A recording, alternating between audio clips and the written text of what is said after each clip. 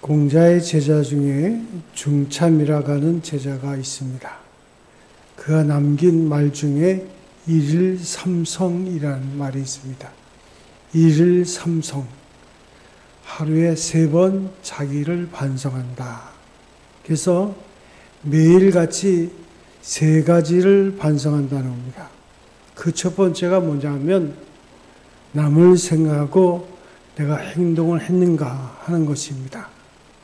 우리는 언제나 자기 중심적으로 생각하고 말하는 거나 행동하거나 자기 이익을 생각하고 자기 기분을 생각합니다. 근데 이분은 매일같이 생각하기를 나는 남을 생각하고 살았는가? 그것에 대해서 진실하고 충성되었는가? 그런 생각을 했습니다. 두 번째는 친구와의 교제에 있어서 신의를 저버린 일이 없는가? 신실한 교제의 기본인 믿음을 내가 저버린 일이 없는가?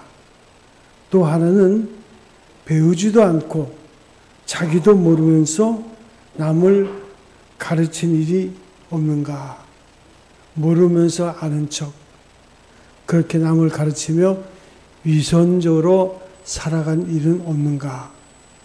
그것을 이 3가지를 매일같이 반성해서 그와 같이 이제 공자 선생님으로부터 칭찬을 받았다는 그런 이야기입니다.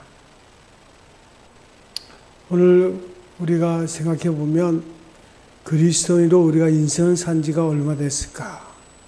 우리가 매 주일마다 예배를 드립니다. 지금까지 여러분이 몇 번이나 예배를 드렸다고 생각되십니까? 신앙에 처음이 있고 마지막이 있습니다. 얼마 전에 카톡이 왔는데 고등학교 친구들이 야 우리 한번 모여서 이야기를 나누자. 생각해 보니까 거의 50년 전의 친구들이에요. 보니까 뭐 김 사장, 이 사장 하면서 그 이야기를 하더라고요. 근데 그 친구들을 만나면서 제가 느낀 게 뭐냐면 그 친구들 가운데 보면 야, 너 옛날이랑 변한 게 하나도 없다. 굉장히 좀 기분이 나쁘더라고요. 걔도 내가 신앙생활 한 지 이렇게 오래됐는데 변한 것이 없다니. 우리가 일반적으로 많은 사람들은 사람은 안 변한다. 그렇게 말합니다. 그러나 성경은 사람은 안 변한다. 하지 아니하고 버리라. 미워하라. 떠나라. 사람의 변화에 대해서 말씀하고 있어요. 우리가 수많은 주의를 지키고 수많은 말씀을 듣고 그런 가운데서 이전의 나의 삶과 지금의 삶이 얼마나 변화됐을까? 복음의 말씀을 듣고 변화돼서 성숙한 삶을 사는 것이 중요합니다. 그래서 베드로는 말하기를 베드로전서 2장에는 우리는 왕같은 제사장이요 거룩한 나라요 예수 그리스도의 아름다운 덕을 선전교회에서 부름을 이뤘다. 베드로후서 1장 2절 4절에는 우리를 가르쳐서 신의 성품에 동참한 자라 이렇게 말씀하고 있는 것을 우리가 볼 수 있어요. 변화가 중요합니다.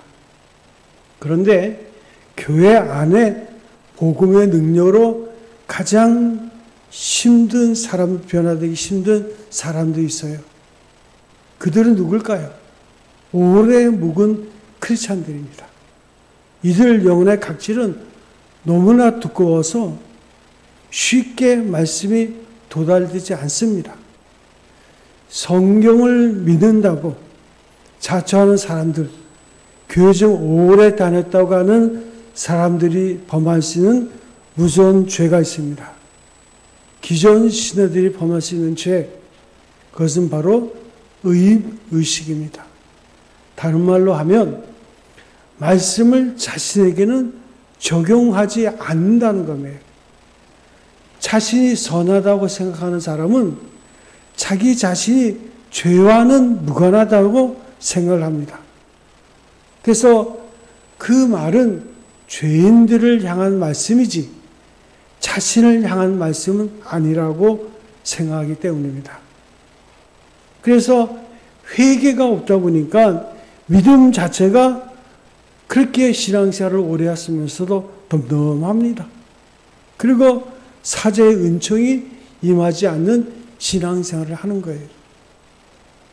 그러나 항상 말씀은 나를 향한 말씀, 나를 변화시키는 말씀이 되어야 되는 거예요. 무엇이 축복입니까? 말씀을 들을 때 내게 회개할 마음이 생기는 것, 내가 찔림이 있는 것, 이게 축복입니다. 지난주부터 죄의 설교가 믿지 않는 자들 향한 지적이라면 오늘 본문의 말씀은 하나님의 택한 이스라엘 백성들을 대상으로 하고 있습니다. 성경은 믿는다는 사람이 빠질 지독한 함정에 대해서 말씀하고 있어요. 교회 좀 오래 좀 다녔다고 하는 사람들이 겪는 무서운 범죄가 고발되고 있습니다. 기존 신자들이 겪을 수 있는 범죄는 의인의식입니다. 다른 말로 하면 말씀을 자신에게 적용하지 않는 그런 범죄라는 거예요. 자신을 선하다고 하는 사람은 죄의 이야기를 하면 별로 놀라지 않습니다. 죄의 이야기는 자기 이야기가 아니라고 생각합니다. 목사가 강대상에서 죄의 심판에 대해서 설교해도 눈 하나 깜짝하지 않습니다. 왜요? 그 이야기는 나와 상관이 없다고 생각합니다. 그 이야기는 죄인들을 향한 이야기지 내 이야기는 아니라고 봅니다. 의인의식을 가진 사람들의 큰 문제가 바로 여기에 있어요. 죄의 이야기가 모든 다른 사람의 이야기로 들리니까 하나님 앞에 자신의 죄를 가지고 무릎 꿇을 일이 없습니다. 그들의 신앙생활은 회개가 없어요. 그들의 신앙생활은 덤덤하고 사제의 은총이 없어요. 성경은 이런 사람을 가르쳐서 말하기를 이사야 6장 9절에 보면 여호와께서 가라사대 가서 이 백성에게 이르기를 너희가 듣기는 들어도 깨닫지 못할 것이요 보기는 보아도 알지 못하리라. 이것이 저주요 하나님의 심판입니다. 설교를 하고 나면 성도들이 하나님의 말씀을 듣고 반응합니다. 어떤 분은 제 손을 붙잡고 아이고 목사님 오늘 말씀에 너무너무 은혜를 받았습니다. 아이고 얼마나 은혜를 받았는지. 그런데 이 말씀을 진짜 들어야 될 사람은 김 지사인데 오늘따라 김 지사가 결석을 했네요. 그렇게 얘기합니다. 가정의 딸 목사가 아내는 남편에게 순종하고 남편은 아내 사랑하기를 자기 몸 사랑하듯 하라면 그 집안에 부부싸움이 일어납니다. 남편이 그래요. 아니 아내는 남편 사랑하기를 죽게 하고 하면 또 아내가 아니 남편은 아내 사랑하기를 자기 몸 사랑하듯 하라 그랬는데 하면서 싸움하는 거예요. 여러분 명심하세요. 말씀은 언제나 나를 향한 말씀이요 내가 변화되어야 되는 거예요. 하나님의 말씀을 들을 때 찔림이 있고 회개할 마음이 있으면 이게 축복입니다. 베드로가 예수님이 부활 후에 설교할 때 예수님을 십자가에 못 박혔던 수많은 사람들이 그러면 우리가 어찌할꼬 하면서 그들이 회개할 때 너희가 회개하여 각각 예수 그리스도의 이름으로 세례를 받고 죄 사함을 받아라. 그리하면 성령을 선물로 받으리라. 이것이 나에게 임한 복음이에요. 그러면 이렇게 의인의식에 사로잡힌 사람들은 특징이 무엇일까요? 그것은 남을 판단하는 것입니다. 그래서 오늘 본문 말씀 로마서 2장 1절에 보니까 그러므로 남을 판단하는 사람아 누구를 막론하고 내가 핑계치 못할 것은 남을 판단하는 것으로 내가 너를 정죄함이니 판단하는 내가 같은 일을 행함이라. 의인의식에 사로잡힌 자는 자신의 허물은 가볍게 여기고 다른 사람의 허물은 예민하고 비판하는 그런 경향이 있습니다. 자신의 허물은 보지 않고 남의 허물만 본다는 거예요. 그래서 자주 말세라는 말을 합니다. 목사가 사랑이 없다느니, 장로가 기도를 안 한다느니, 권사 집사가 기본적인 예배도 참석 안 하니 말세라고. 그 모든 단서 속에 자신의 죄는 보지 않고 다른 사람을 비난하면서 말세라고 하는 거예요. 이것은 나는 의인인데 다른 사람이 죄인인 것을 보니 한심하다는 거예요. 이것은 독선이요 무서운 교만입니다. 그러면 우리는 무엇을 보고 말세라 해야 될까요? 내가 크리스찬임에도 이렇게 신앙생활을 오래 했음에도 불구하고 이렇게 돈을 사랑하고 죄를 계속 반복해서 짓고 회개치 않고 거룩하지 못한 것을 보니 말세구나. 회개해야 되겠구나.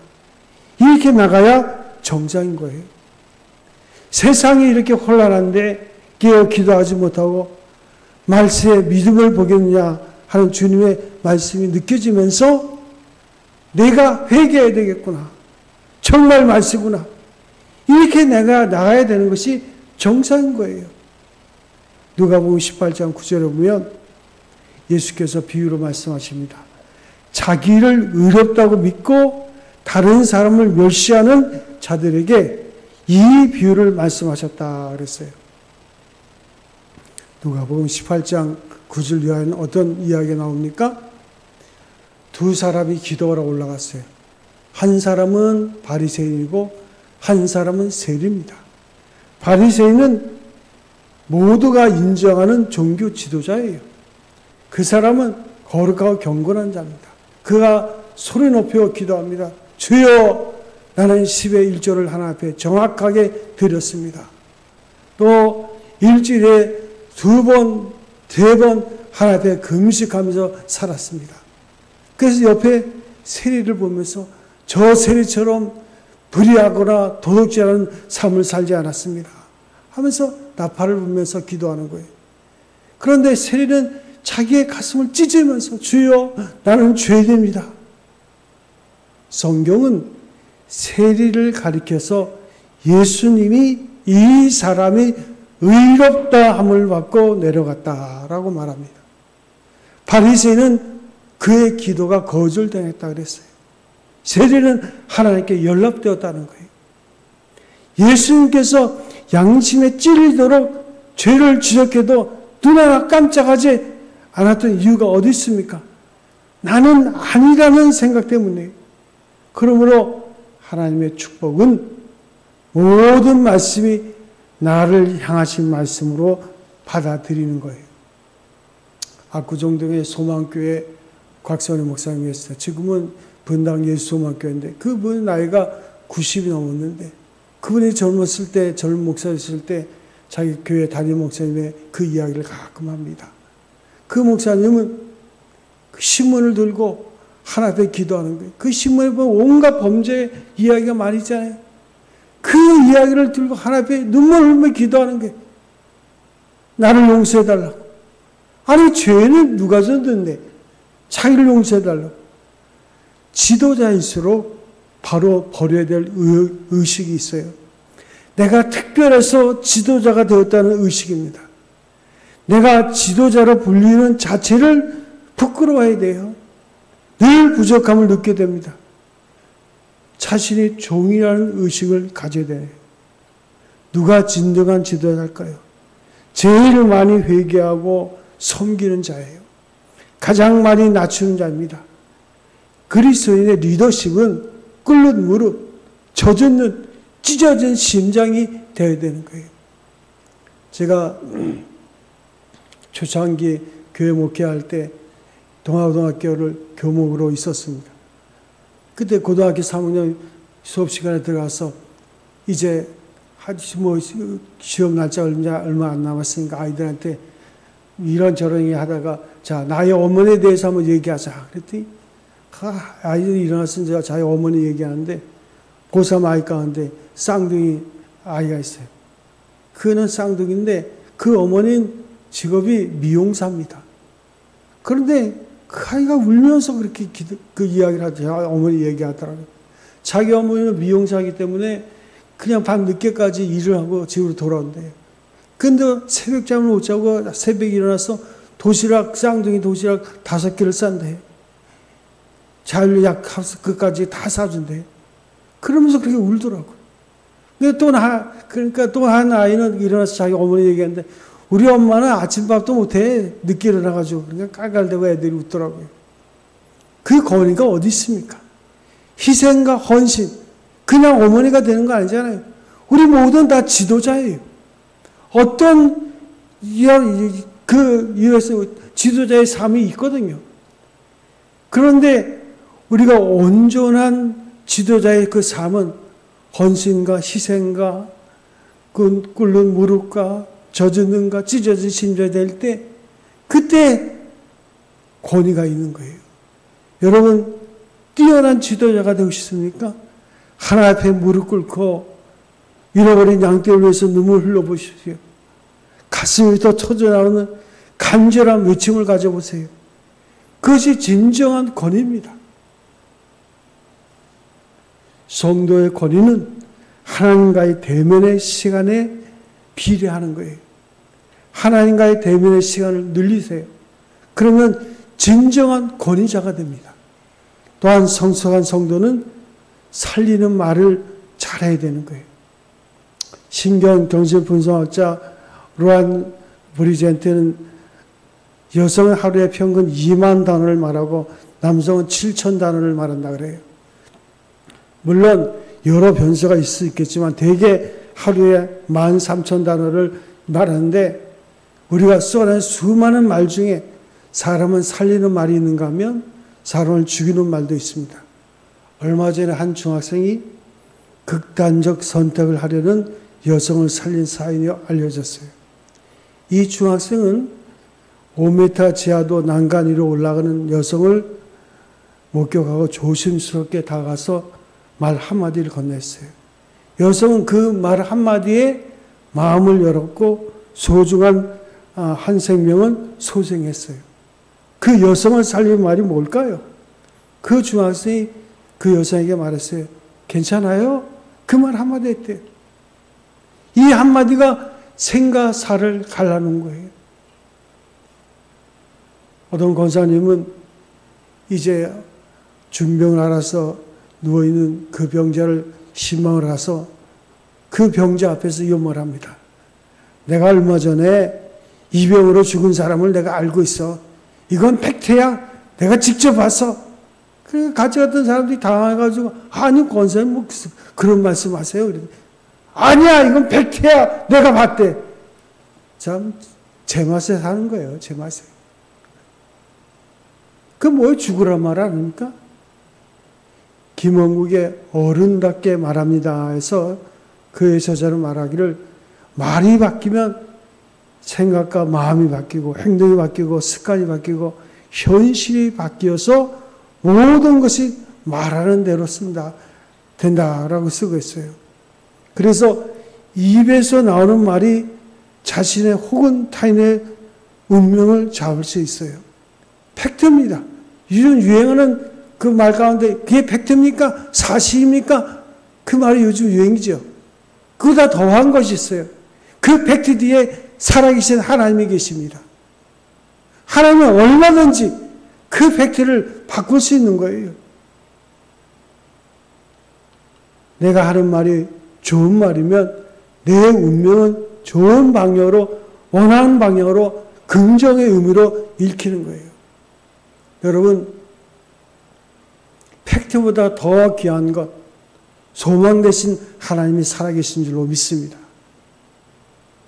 그래서 무책임한 충고, 부정적인 말은 내 운명뿐 아니라 누군가의 운명을 정반대로 바꿔놓을 수 있다는 거예요. 얼마나 무서운 말입니까? 사도 바울은 자기 자신이 바리새인 중에 바리새인이었고 유대인 중에 유대인이었기 때문에 그들의 교만을 너무나 잘 알아요. 남을 쉽게 판단하고 그리고 이방인들을 개 취급하면서 자기들은 똑같이 살아요. 마태복음 12장 37절에 내 말로 의롭다함을 받고 내 말로 정죄함을 받으리라. 잠언 18장 21절에 보면 죽고 사는 것이 혀의 권세에 달렸나니 혀를 쓰기 좋아하는 자는 그 열매를 먹으리라. 우리의 말에는 열매도 있고 심판도 있어요. 이스라엘 백성들이 광야에서 불평하고 원망합니다. 특별히 가나안 땅을 정탐하고 돌아와서는 그 40일 동안 보고한 것을 보고 기가 막힌 땅이라는 것을 보긴 봤지만 또 다른 시각 속에서는 그 가나안 땅에 살고 있는 그 거인들, 자이언트를 보고는 불평 어른 말을 할 때 민수기 14장 28절에 하나님께서 말씀하십니다. 그들에게 이르기를 여호와의 말씀에 내 삶을 두고 맹세하노라. 너희 말이 내 귀에 들린 대로 내가 너희에게 행하리라. 광야에서 원망하는 이스라엘 백성에게 하나님께서 하신 말씀이에요. 그러므로 우리는 말에 조심해야 됩니다. 항상 축복을 구하고 감사하고 은혜의 말을 해야 돼요. 우리 안에 복음의 요소가 있고 그리스도 예수가 영으로 거하시고 성령이 충만하면 우리 입술은 달라질 수밖에 없어요. 빌립보서 4장 13절에 보면 하나님이 우리와 함께 하시면 능치 못할 일이 없다고 말씀하십니다. 회개하지 않는 자, 그들의 특징이 있어요. 어떤 사람은 회개해야 될지 알면서도 회개하잖아요. 아니, 회개를 못합니다. 왜 회개를 못할까요? 죄를 인정하지 않는 사람, 모든 것을 환경에 돌리고 남의 탓으로 돌리는 사람, 뭘 잘못된 거 누구 때문이고 해버리는 사람은 절대로 회개하지 못합니다. 또 하나는 변명 체질에 사는 사람, 무슨 일이든 간에 잘못됐으면 내가 잘못했습니다. I am sorry. 딱 끝나고 말아야 되는데 이렇고 저렇고 나도 그렇고 누구도 그렇고 환경이 어떻고 뒷이야기가 필요가 없는데 사과하면서 말이 많은 사람 구제불능입니다. 이유가 없어요. 이건 내 잘못이고 이것으로 끝이에요. 그 다음에 주가 달리면 안 돼요. 어떻고 저쩌고 쓸데없는 말이 따라가는 겁니까? 내가 잘못한 거예요. 아주 간단한 말로 끝낼 수 있어요. 그런데 아주 변명이 아주 체질이 되어버렸어요. 사랑하는 성도 여러분, 하나님이 하지 못할 일이 있습니다. 그게 뭔지 아십니까? 회개하지 않는 자를 용서해 주는 일은 없어요. 회개하지 않으면 하나님은 용서하지 않으세요. 회개해야 됩니다. 그래서 하나님이 하지 못하는 한 일 가운데 하나는 회개하지 않는 영혼의 죄사함은 없는 거예요. 말이 많아야 구제받을 수 없는 사람인 거예요. 운명론자도 회개를 못합니다. 모든 것을 팔자 소관으로, 팔자가 이렇고 어떻고, 특별히 교만한 사람, 겸손한 사람만이 회개할 수 있습니다. 교만한 사람은 회개하고 싶어도 못하는 거예요. 회개로 인해서 오는 그 결과에 대해서, 그 불이익에 대해서 걱정을 하기 때문에 그는 회개할 수가 없어요. 만사의 원망과 불평으로 사는 사람, 이 사람도 회개하지 못합니다. 그런 거로 그 심령이, 그 몸이 계속 썩어가고 있는 거예요. 회개할 때만이 그 영혼이 온전히 치유받을 수 있어요. 회개의 종류가 몇 가지가 있습니다. 하나는 지적인 회개로서 죄를 인정해야 됩니다. 이건 누구에게 말할 것도 없어요. 내 잘못입니다. 내가 원인이요, 내 잘못이라는 걸 인정해요. 지적인 회개가 있고요. 변명 없이 또 하나는 정적인 회개가 있어요. 이 회개로 인해서 오는 형벌과 심판과 저주를 미리 생각을 하면서 미리 느끼면서 분해하는 거예요.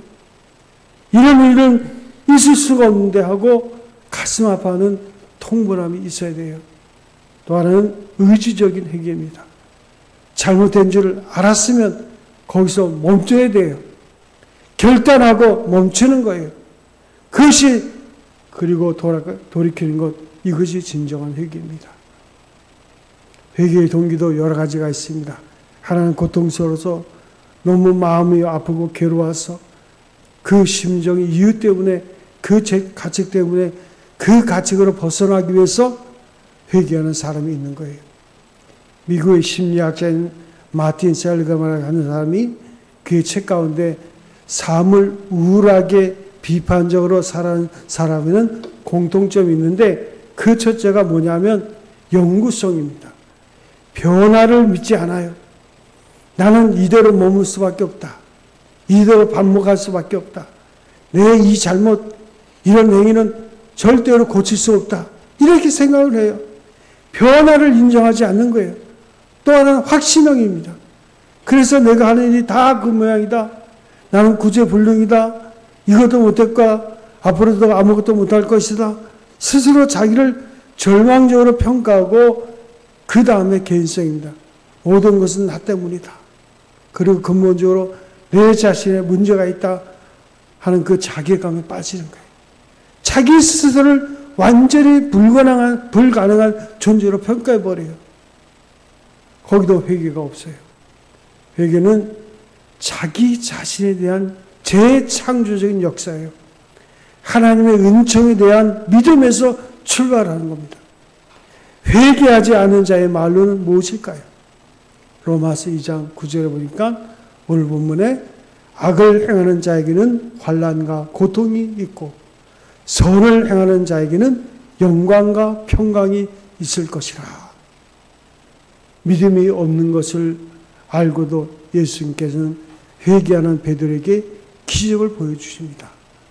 여러분, 베드로가 범한 죄는 용서받을 수 없는 죄예요. 그렇지만 그가 회개할 때 예수님 말씀하십니다. 내가 너를 쓰겠다. 너는 사람 낳는 어부가 되리라. 내 제자가 되리라. 베드로는 3번씩이나 예수를 모른다고 한 큰 죄를 범한 사람입니다. 그러나 예수는 그 과거를 묻지 않습니다. 너는 나를 사랑하라. 내가 나를 사랑하리라. 내 양을 먹이라. 그것으로 끝이에요. 베드로는 이에 감격해서 예수를 위해서 평생을 삽니다. 닭 우는 소리가 날 때마다 닭 우기 전에 네가 나를 세우 모른다고 하리라 한 말씀 생각하면서 닭 소리만 나면 엎드려서 회개했다 그래요. 그는 예수를 위해서 결국 마지막 생을 마칠 때는 거꾸로 십자가에 못 박혀서 죽는 그 생으로 마감됩니다.